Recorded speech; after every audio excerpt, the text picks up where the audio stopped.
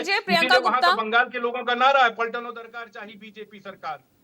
हर बंगाली तो ये जी, चुनाव सीधे भारतीय सीधे जनता प्रियंका जी, ये चुनाव सीधे सीधे बीजेपी वर्सेस टीएमसी हो गया क्या? क्योंकि दूसरे चरण में तो आप तो कहीं नहीं दिख रहे हैं।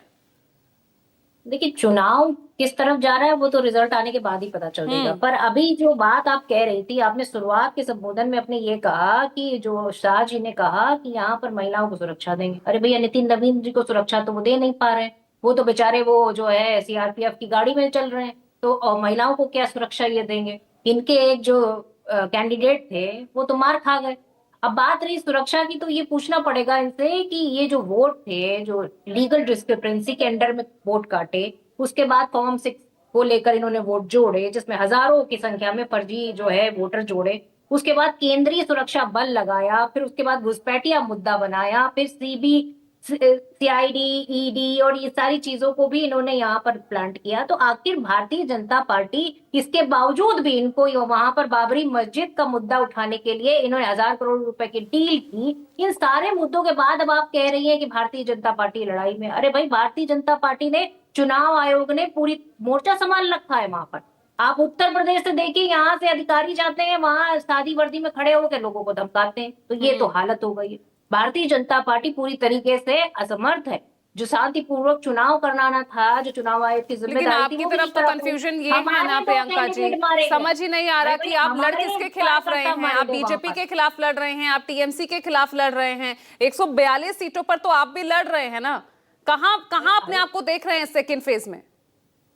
देखिए, भारतीय जनता पार्टी, रही बात जो ये हमने जो मुद्दे उठाए, वो भी हमने मुद्दे उठाए। हमने भ्रष्टाचार का मुद्दा उठाया, महिला सुरक्षा का मुद्दा उठाया, हमने वहां पर ध्रुवीकरण का मुद्दा उठाया, हमने वहां पर नौकरी बेरोजगारी का मुद्दा उठाया, हमने किस तरीके से वहां तुष्टिकरण किया जा रहा है, अमीरों की मदद की जा रही है, इन सारे मुद्दे को उठाया।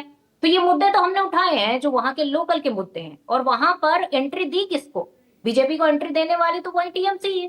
तो वास्तविकता ये है कि ये लोग आपस में जो लड़ रहे हैं, वो वास्तविकता ये है कि एक दूसरे को स्पेस देते हैं। ये एक दूसरे के खिलाफ बोलते हैं, ये भी तो कह सकते हैं वो स्पेस आपने दिया है। खुद आप इतने कमजोर हो गए, वामपंथ इतना कमजोर हो गया कि बीजेपी को अपने आप स्पेस मिल गया। कमजोर कोई नहीं होता, हर आदमी को अपने मुद्दे उठाने होते हैं। और वास्तविकता ये, जिस तरह की तो गुंडागर्दी आप वहां मुद्दे पर नहीं चल उठा पा रही रहे है हैं और फिर? हमारे कार्यकर्ता आप मारे मुद्दे जा रहे नहीं हैं, उठा तो पा उसे रहे कहाँ हैं। जाएंगे? वहां एजेंट का मुद्दा है, वो अखिलेश यादव उठाते हैं। एसआईआर का मुद्दा है, यहाँ पर ममता दीदी उठाती हैं।